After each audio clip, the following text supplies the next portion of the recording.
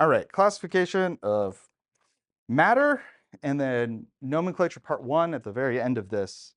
Like I said, we're going to go quickly, so recording this so you can go back if you want to rewatch any part of it. Matter, should know, anything that occupies space and has mass. So everything is basically matter. If it's not matter, then it's energy.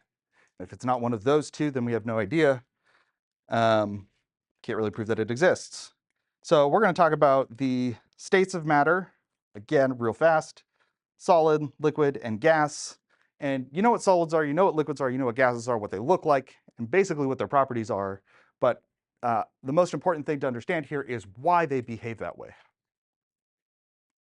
So solid matter, and this is one of the slides that's going to be different if you didn't download the very most recent slides. Atoms or molecules packed together in fixed locations. Very hard to see on the projector, but that's a different color. Solid matter.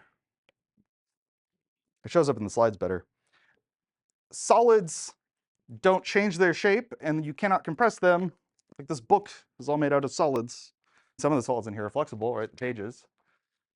But the atoms and molecules are all completely packed close together. They can't move around each other. Just a concert, especially a concert that has a pit, and the people are just completely pushed up against each other. They are still moving, but just like in their area. They're not trading places with people.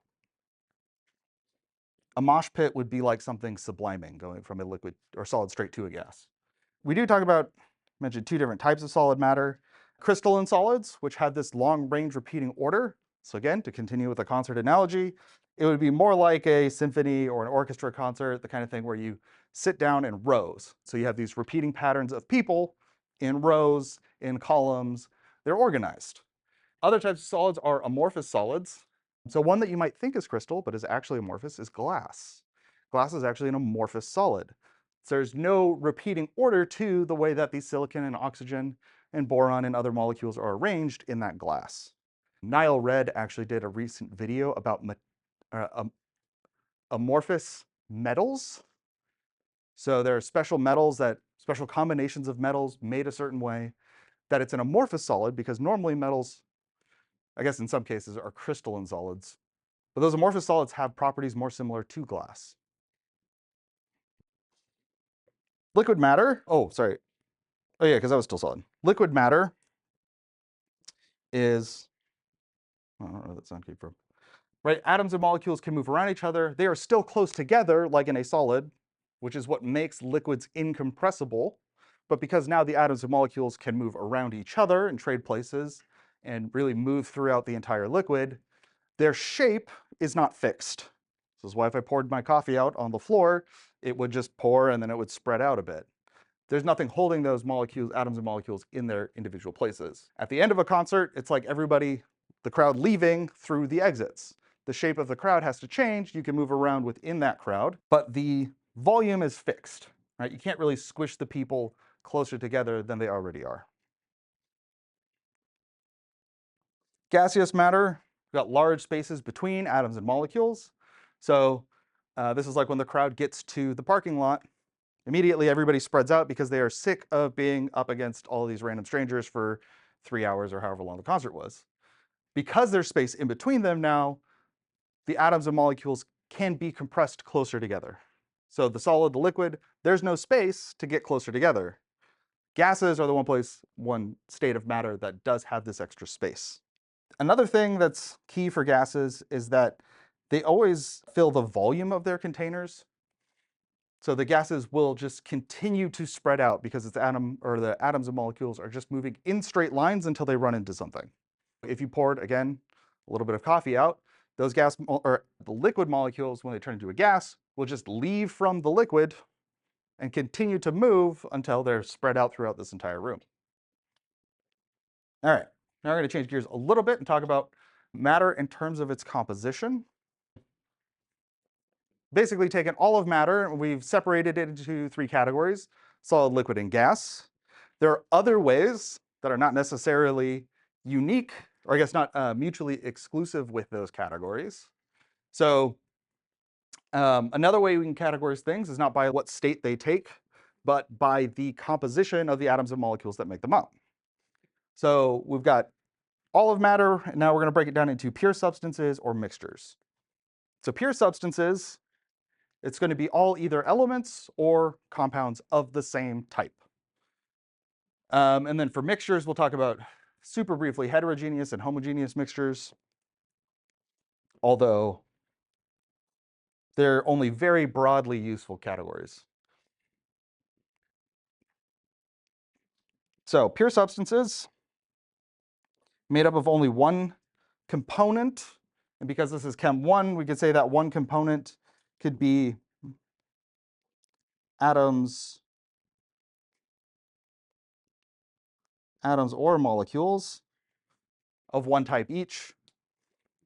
A mixture, though, is a bunch of different things, and specifically in variable ratios. Because even within a pure substance that is a compound, a molecule, that molecule has different types of atoms in it, but they are mixed in, I guess they're not mixed, they exist in that compound as fixed ratios. So 1 oxygen, 2 hydrogens. Mixtures have proportions that can vary. So one sample might be different than another. You could add more salt, that kind of thing. Pure substances, these are more useful than really the mixture categories. Our elements, again, which cannot be broken down into simpler substances. Or this is breaking down pure substances even further. So this would be our atoms. And then compounds composed of 2 or more elements in fixed proportions. Those are going to be molecules. And so I've got some examples here on the slide of those. Took a lot of this from my Chem 20 slides, actually, because I really redid those recently. So like our aluminum atoms here, in the solid, it's all aluminum. It could also be a gas. I think that this is helium gas. So individual atoms. And then for a compound, isopropyl alcohol, which is made up of carbon, hydrogen, and oxygen, but again, in fixed ratios. And ultimately, the thing that separates these two groups is, can I break it down into something simpler? And we're ignoring nuclear chemistry, not doing any nuclear chemistry.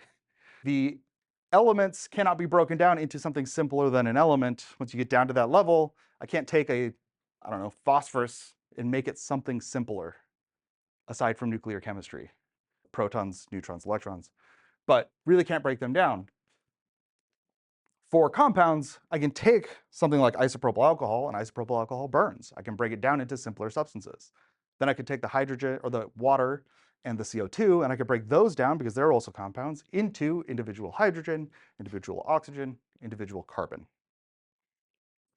Okay, so now flipping over to mixtures again, heterogeneous mixtures. Again, these are the most broad of the categories. So when we talk about a heterogeneous mixture, we're just saying, when I look at it, does it look like it's made up of a variety of different things? And if you want to talk about gray areas when it comes to heterogeneous versus homogeneous mixtures, I'd be happy to oblige you during office hours. I think it's an interesting discussion, but for our purposes, just knowing that this is a heterogeneous mixture. You can see the AI-generated corn and celery and carrots. I used ChatGPT to make the image. And chicken, right? So you can see all these different components. That's a heterogeneous mixture. And this is broad level, right? We're not going to use these categories with a magnifying glass to say, is tap water with bubbles in it a heterogeneous mixture? You can see the bubbles. We're not doing that. That's too focused in. That's not what this categorization is good for. Right? So here's water with some bubbles in it, little tiny bubbles. But I would say this is a homogeneous mixture. So when we're talking about homogeneous mixtures, looking at the broad level, does it look like it's made up of one substance? And a lot of the times this will be something that is clear. Does it look like it's completely mixed? Does it mean that it wouldn't have color? We could have a clear blue solution that would still be homogeneous. When we do the copper cycle lab, you'll get a blue solution at one point. It will be clear. So we say that was a homogeneous solution. If there's any fogginess to it, then maybe, but that's getting into too much into the gray area. Key thing here, homogeneous mixtures have a uniform composition. because the atoms and molecules that compose them mix uniformly. So throughout the mixture, they are equally mixed. So a question for you is milk, new milk, not old milk, not rotten milk, new milk, is that a homogeneous mixture or a heterogeneous mixture? We go with homogeneous. It looks like it's made of one continuous thing. Even if you were to swirl it, mix it, like you wouldn't see layers and stuff. You wouldn't see other stuff coming out. Now you leave that out on the counter for a week or two. Now you've got chunks in it. Now it's a heterogeneous mixture because you got other stuff going on. So just remember, homogeneous mixture versus a heterogeneous mixture is always going to be like a bulk. If I look at this solution, does it look like it is uniformly mixed? All right, so just real quick, which image is a pure substance? Yeah, so A is a pure substance because those would all be molecules, basically. It's all made up of blue circle, red square molecules. So this would be a pure substance, yeah. So separating mixtures, we'll do a bunch of different things to separate mixtures in this class. Not as much as you would do maybe in organic chemistry, where you're really trying to get a single compound away. But you can use different chemical or physical properties. I think there's three methods here. They're all physical. So this is decanting, which you guys did yesterday, right? Did you decant anything yesterday? No, last week with the zinc. Yeah. So with the zinc, you had to decant it, which means pouring the liquid off while trying to keep all of the sediment at the bottom. So usually you have to let it settle. You'll see this in the copper cycle lab. There's a part where you make this black, fluffy, solid precipitate, and it will settle eventually, and then you'll try to pour it off as best you can. The limitation of this is if you have a really floaty solid, then it never sinks to the bottom or takes way too long to sink to the bottom. So you might need a different method. Probably wouldn't work for that situation, but distillation is a way that you separate mixtures of liquids based on their boiling point. There are some caveats into how liquids mix. You get something called an azeotrope, so they don't actually separate completely, but you can do sort of the bulk of the separation of two homogeneously mixed or liquids if they have different boiling points. So you heat up one side, the lower boiling liquid boils first and becomes a vapor, and then you can catch that in a separate flask. And then, I don't know, I guess technically less basic than decanting, but if you had that really fluffy solid, but you knew you could catch it with a filter, you could use a filtration. There's a lot of different types of filtration. This one's just your very basic filter paper in a funnel. Probably would be better. I was thinking about using a funnel for the zinc iodide lab because you do the whole washing and then decanting for the zinc iodide. And one of the questions in the back is, what if you poured some of the zinc over? A filter paper might be nice, but then it's a lot harder to dry a filter paper than it is to dry a beaker. So how do you know what the mass of your zinc is? Could be possible. Could be interesting. Moving on though, an atomic, oh, we already know this. We've done the book a little bit out of order. Our elements, oh no, actually, we haven't covered this yet. We covered the elements and compounds, right? But our elements, again, if you took Chem 20, atomic and molecular are two different types of elements. There's a bunch of elements that exist as like oxygen, O2, and actually I think it's on the next slide.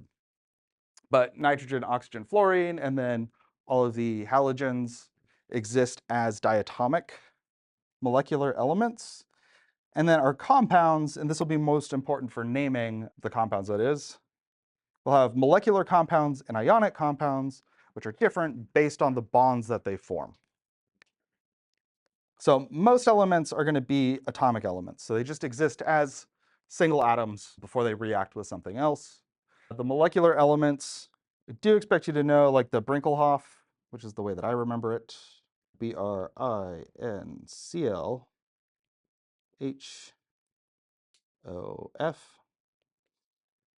Those are all diatomic. It also makes a 7 on the periodic table. But again, that's something you have to practice a little bit. Get a blank periodic table, download a blank periodic table, take a blank periodic table and put it into a clear plastic sheet and write on it with a dry erase marker. Just practicing like writing down where these things are. Ask yourself the question, where are the diatomics? Write them on there. And then when you get to the test, you'll remember where they are on the periodic table. A couple that you didn't learn in Chem 20 probably are phosphorus and sulfur. Also form molecular elements. Phosphorus and sulfur both have different forms. I think they're called allotropes. Something like it, different forms of the molecular element. So one form of phosphorus might be P4, another form of phosphorus might be P6. How many of you watched Breaking Bad? A few. They talk about the difference between red phosphorus and white phosphorus. I think there's one part where they talk about that. Those are different allotropes of phosphorus. And they do react differently. Or you have to convert one into the other. Then on the periodic table, oh yeah, hydrogen is of course off by itself.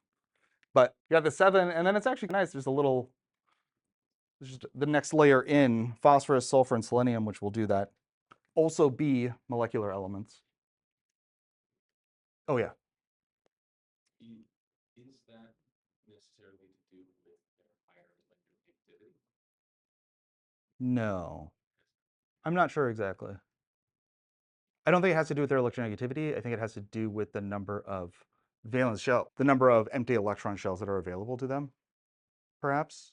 But then also that chlorine and bromine don't do that, but that might also do with their proximity to noble gases and having a complete octet. Yeah. I'd have to look more into that. So I think aside from the molecular elements, pretty easy. Molecular compounds and ionic compounds is where we'll spend the vast majority of our nomenclature time because there's way more of them, right? The periodic table has, as of right now, like 118 elements. If you take 118 and figure out the number of possible combinations, it's, what would it be, 18 factorial, which is, if you've seen, there's a video that Neil deGrasse Tyson does about like how many ways you can shuffle a deck of playing cards. And that's 52 factorial, which would be 1 times 2. Am I doing that right? Yeah, 1 times 2 times 3 times 4 times 5, all the way until you get to 52. Statistically speaking, no 2 decks of cards have ever or will ever be shuffled the same way, if they're shuffled completely randomly. There are so many different ways, it doesn't make sense. Same thing with compounds, right? We can form all of these different compounds, so we have to have a systematic name to or a systematic way to name them, a method for naming new compounds that can be just reapplied, so you don't have to memorize the names of more compounds than there have been milliseconds, nanoseconds in the history of the universe, which would be impossible. Molecular compounds, really what sets them apart is they're, really for the purposes of this class, going to be 2 or more covalently bonded nonmetals. So if you have 2 or more nonmetals. We'll talk more about bond types, but within molecular compounds, do you have another slide on this? No. They have covalent bonds, which means they're sharing electrons. And we'll talk more about it later, but that makes sense because they're formed of nonmetals, right? This quadrant or sector of the periodic table where everything wants more electrons. So nothing's going to be giving up electrons. They'll just be saying like, hey, I will share one of mine with you if you share one with me, and then we can both have octets as a molecule.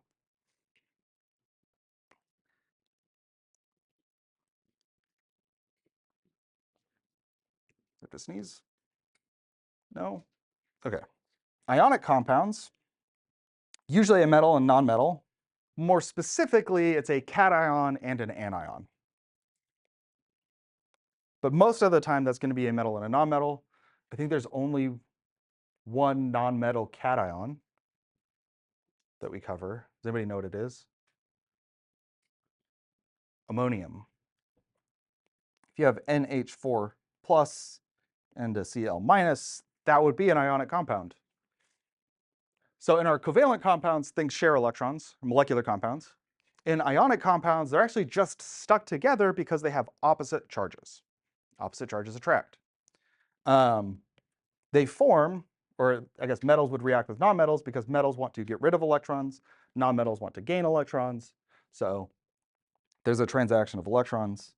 But because these are made up of just positive charges stuck to negative charges by electrostatic forces, there's no limit to how big that structure can be, essentially. In something like water, we'd have hydrogen, which has 1 electron, oxygen, which has 6 electrons, hydrogen that has 1 electron. So to do the least amount of sharing possible, we just need 2 hydrogens. One shares there, one shares there, shares here. That's a water molecule. Now all of those atoms are essentially happy. In an ionic compound, they're all happy because they have octets, in a sense, but they're stuck to a bunch of different molecules. So instead of, they're stuck to a bunch of different atoms. Instead of naming them like molecules, where we have these individual units that we can actually name because they exist as individual units, we take this big structure and we break it down to what's the simplest ratio, basically, between these two. For something like sodium and chlorine, sodium chloride, Na is a 1 plus, chloride is a 1 minus, so the simplest ratio of those is going to be 1 to 1, so that their charges balance. If you get something that's magnesium, 2 plus, and chlorine, which is 1 minus, well, now I need twice as many chlorines to balance out the charges of them. So our formula unit, then, we can calculate, and actually, I guess I should save this until we actually get to nomenclature stuff, but we figure out what's the smallest ratio based on balancing those charges. I guess I got a little bit ahead of myself. We talked about ionic bonds, right? So ionic is really just, actually I think it's on the next slide. Ionic and covalent. Ionic bonds, again, involve the transfer of electrons from one atom to another. And then after they've transferred the electrons, it's just electrostatic charges holding them together. And then this is the scientific term for a big old block of ionic compound. It's a lattice. So it's this alternating, usually ionic compounds are crystalline solids. They form these consistent repeating patterns because that's the best way to distribute all of the charges. I think at the very end of this class, or maybe I'm thinking of Chem 2, they would talk a little bit about ways that those atoms and molecules pack together. Yeah. Do you have, for ionic compounds? Yeah, we'll talk about that. We can talk about that later. Forming an ionic compound out of 2 elements, you would get this exchange of electrons. And actually, we saw that with the potassium, or not potassium, zinc iodide. Zinc is a metal, iodine's a nonmetal. They react because they exchange electrons that either can have an octet, which I know we haven't talked about that yet specifically. And that chemical formula ends up being 1 zinc and 2 iodines, because the zinc wants to get rid of 2 electrons, and so it needs 2 iodines to give them 2. Now, afterwards, when you remove the solvent and it dries up, you get that kind of crystalline-ish solid, flaky, powdery stuff. That's the zinc iodide, the ionic compound. So that would be what's left over after the reaction here. And then, depending on how much you control, I guess the size of the crystals depends on how slowly you let the crystals form. So if you dried it out, like we dried it out really fast, so nobody probably got really good crystals, although I think I saw some that were almost like pearlescent and shiny on top. I'm not sure if that necessarily was a crystal. But you probably get a whole bunch of really tiny crystals. There's actually almost like a whole science behind just like table salt. Some like the really fancy salt that they use in fancy restaurants is super flaky. There's a whole process for making it that way. Those specific crystals of sodium chloride. Right, covalent bonds. We'll spend a lot more time. So ionic bonds, pretty simple. We exchange electrons, now they have opposite charges, they stick together like magnets. They're almost, in a way, monopole magnets.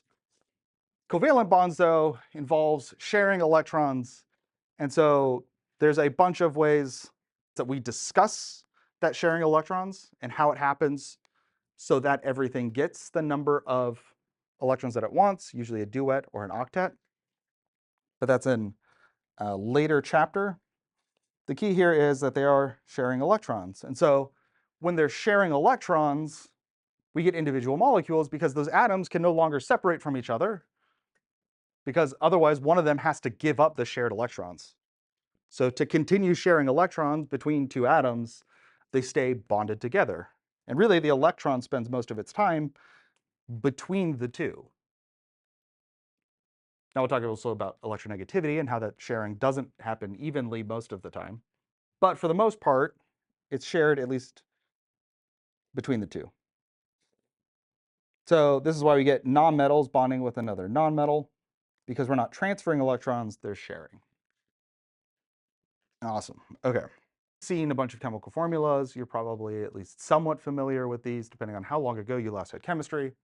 Our chemical formulas are used to represent elements in a compound. As we talked about ionic compounds, we're representing a formula unit. So sodium chloride is not individual units of sodium and chlorine, it's alternating sodium chlorides in this three-dimensional crystal structure. Whereas something like water is individual molecules, 2 hydrogens, 1 oxygen, or carbon tetrachloride, which is 1 carbon and 4 chlorine molecules, or chlorine atoms. And it's important to write these as subscripts, right? Because it can change the meaning if you write it as a regular sized number or as a superscript. So for those of you who like to type up assignments and stuff, I do expect them to be subscripts. So you got to figure out in Google Docs or whatever how you write in subscripts. You should probably just learn LaTeX, which is it's like, the whole thing is like a formatting style, but it lets you type rather quickly and still put in subscripts and superscripts, and it's just for formatting things like this. It was designed for math, but it works for chemistry.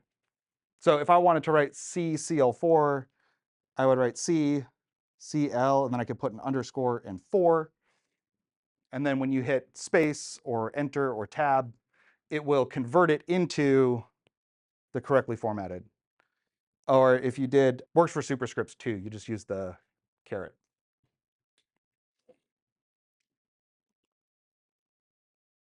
All right, so we already talked about actually empirical formulas, at least in part. Right, so what is an empirical formula? Yeah, it's the simplest whole number ratio of the atoms in the compound. Basic as it gets, yeah. So it's the simplest ratio, which is not always going to be the same as the molecular formula. So the molecular formula will give us the exact numbers. So a good example of a difference between these is hydrogen peroxide. The empirical formula for hydrogen peroxide is HO, same as hydroxide. But I guess I'll do it, let me do it on here.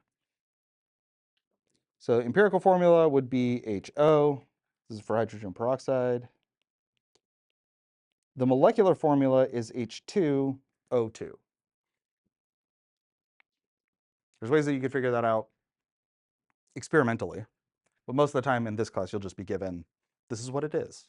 I think actually one of the very last labs, you have to do that. And then the structural formula tells us how the atoms and molecules are actually joined together. Because just knowing that there's 2 hydrogens and there's 2 oxygens, there's a number of different ways that we could arrange all of those. It could be, and these are incorrect, it could be oxygen, hydrogen, hydrogen. It could be hydrogen, oxygen. We could make a square if we're feeling really fancy. Right, so those are all wrong ways, but with just the information H2O2 and nothing else, no knowledge of chemistry at all, any of those also have 2 hydrogens and 2 oxygens. So the structural formula tells us what it actually is, which is hydrogens bound to the oxygens and then the oxygens bound to each other. Not including things like double bonds if we need double bonds or triple bonds. So molecular formula gives the actual number of atoms. So we got some other examples of empirical versus molecular formula. So C4H8, the empirical formula, if you calculate it, would come out to CH2. For B2H6, common factor is 2, so the empirical formula would be BH3. And then in some cases, like carbon tetrachloride, the only common factor is 1, so the empirical formula and the molecular formula are the same. And that can happen. And then the structural formula uses lines to actually represent covalent bonds and then the arrangement of those atoms or molecules, which we'll talk more about how to get there in a later chapter when we talk about electrons more. So different formulas are useful for different things. Empirical formulas are probably only useful if you're trying to figure out what the molecular formula is. It's like a stepping stone. Almost all of the time, you're going to get a molecular formula or you're going to get a structural formula. And it just depends on what you're talking about. Because if you can get away with just a molecular formula, it takes up a lot less space than having an entire picture. All right, so let's try classify some of these. So we got atomic element, molecular compound, and pure or ionic compound. So fluorine, molecular element. Hydrogen, nitrogen, oxygen, fluorine, chlorine, bromine, iodine are all molecular elements. Brinkelhoff, molecular element.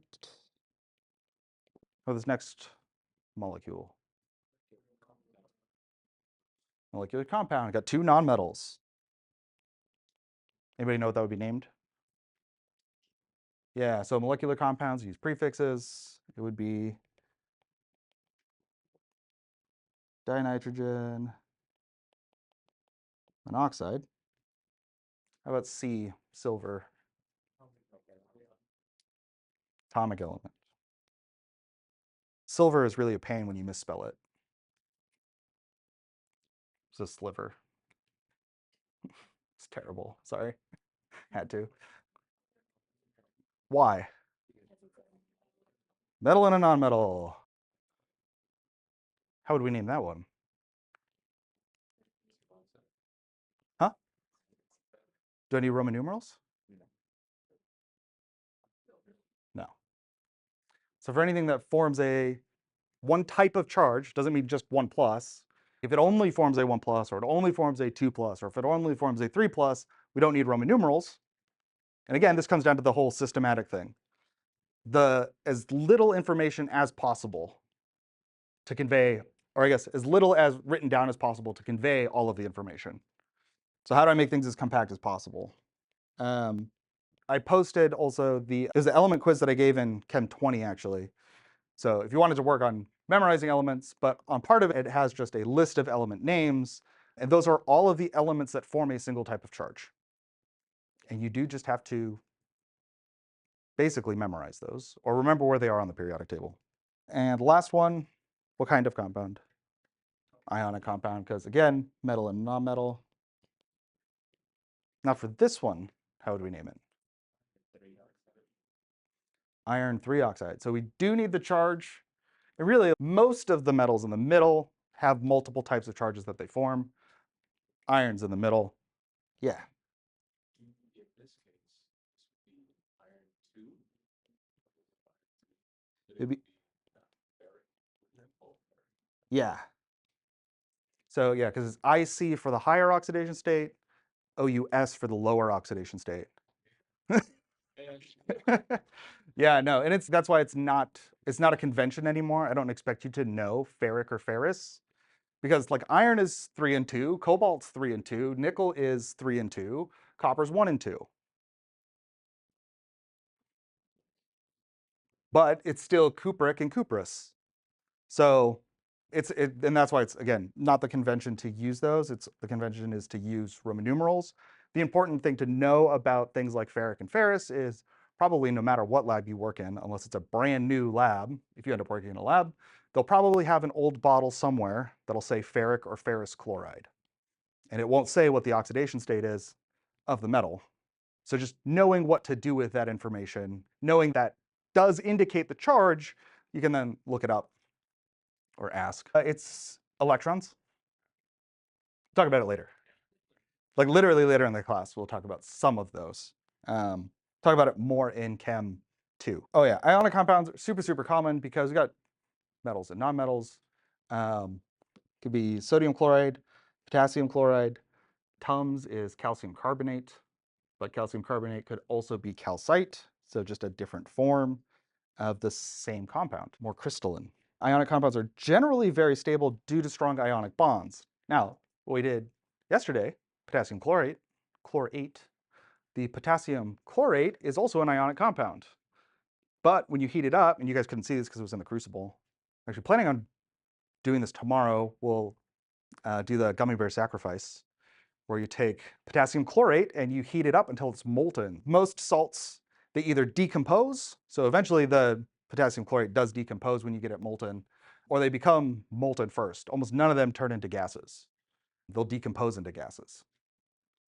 Anyway, so you take the potassium chlorate, and then all of that oxygen is able to react with all of the carbon and sugars and things that are in the gummy bear just incredibly violently. So that's fun. So see that tomorrow. Where are we at for time? Oh, it's 10:56. That's okay. We made really good progress. I guess I'll just really quickly show you this. I'm gonna actually stop the recording.